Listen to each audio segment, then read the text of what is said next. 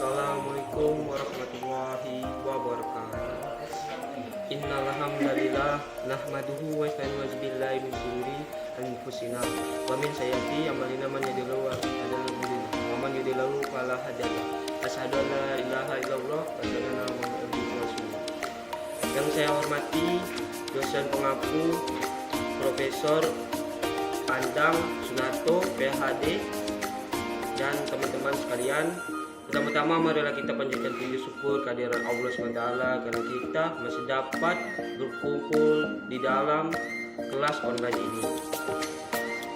Baiklah, di sini saya sebagai moderator langsung saja ingin menjelaskan materi yang pertama, yaitu tentang regresi sederhana.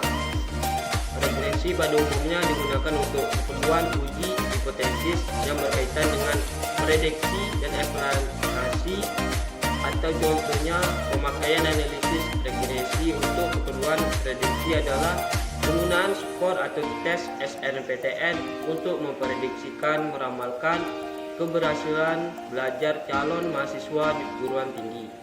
Sedangkan pemakaian analisis regresi untuk keperluan evaluasi adalah untuk menggunakan faktor-faktor yang menentukan suatu fenomena.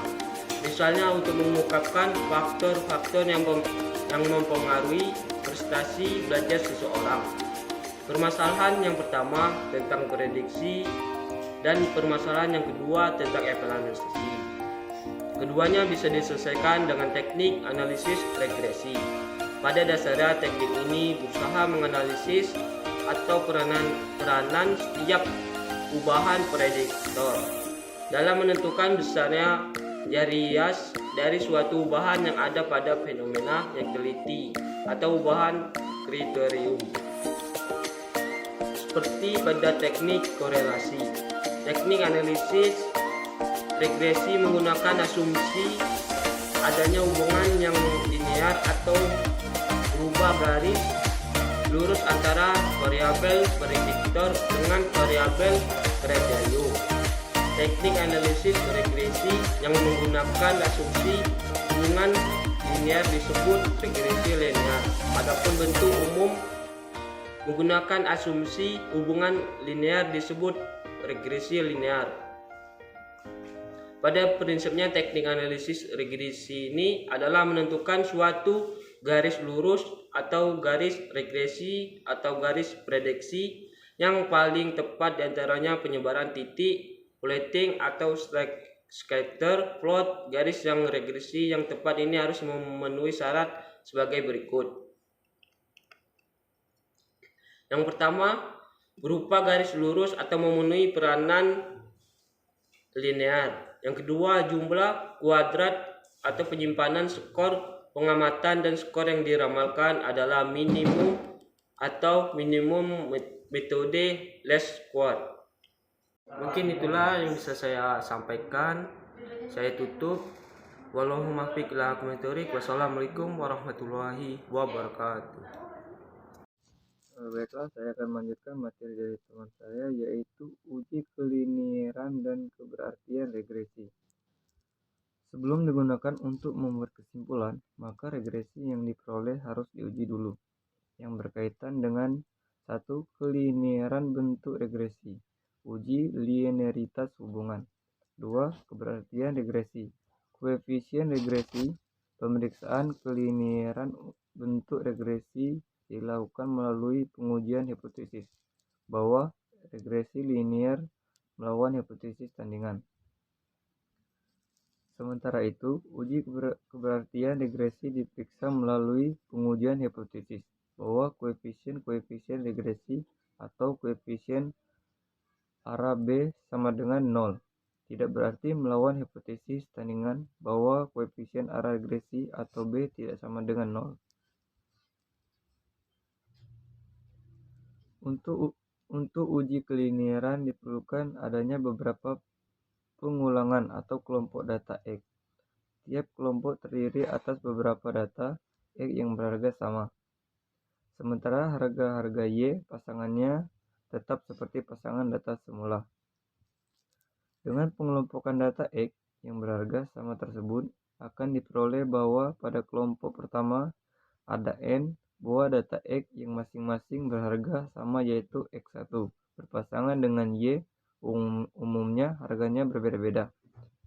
Pada kelompok 2 ada n2 buah data X yang masing-masing harganya sama, yaitu X2 berpasangan dengan Y yang harganya berbeda-beda, dan begitu seterusnya. Seluruh data K buah kelompok yang dalam tiap kelompoknya harga-harga X-nya sama besar. Lanjut, besaran-besaran yang ada dalam daftar ANOVA tersebut, khususnya pada kelompok RJK, digunakan untuk menguji hipotesis. 1. Koefisien arah regresi tidak berarti melawan hipotesis tandingan bahwa koefisien arah regresi berarti H0 sama dengan POP, BI sama dengan 0, PS, HA sama dengan POP. Bentuk regresi linear melawan hipotesis tandingan bahwa bentuk regresi non-linear. Kedua hipotesis di atas diuji dengan menggunakan statistik F yang dibentuk oleh perbandingan 2 RJK. Baiklah, materi selanjutnya akan dilanjutkan oleh rekan saya. Baik, saya akan melanjutkan materi dari saudara Edwin Purwanto, yakni bagian C, ketelitian prediksi. Kesalahan prediksi dapat dinyatakan dengan simpangan baku dari Y untuk harga X tertentu. Jadi, regresi Y sama dengan A plus BX yang diperoleh berdasarkan data pengamatan adalah merupakan taksiran terhadap regresi Y sama dengan A plus BX dalam populasi di mana N buah pasangan data yang dipakai untuk menentukan Y sama dengan A plus BX telah diambil. Dalam menaksir Y sebenarnya dalam populasi berdasarkan regresi Y sama dengan A plus BX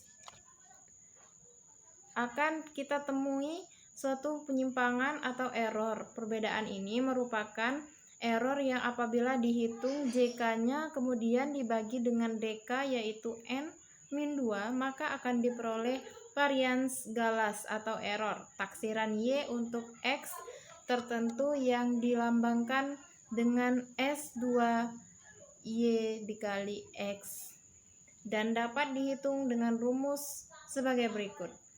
S pangkat 2 Y kali X dan JK residu. Varian S pangkat 2 Y kali X ini merupakan taksiran untuk varians A pangkat 2 Y kali X dalam populasi dengan model regresi Y sama dengan A plus BX. Baik, demikianlah yang dapat kelompok kami sampaikan. Lebih dan kurang kami mohon maaf, kepada Allah kami mohon ampun. Kami akhiri. Wassalamualaikum warahmatullahi wabarakatuh.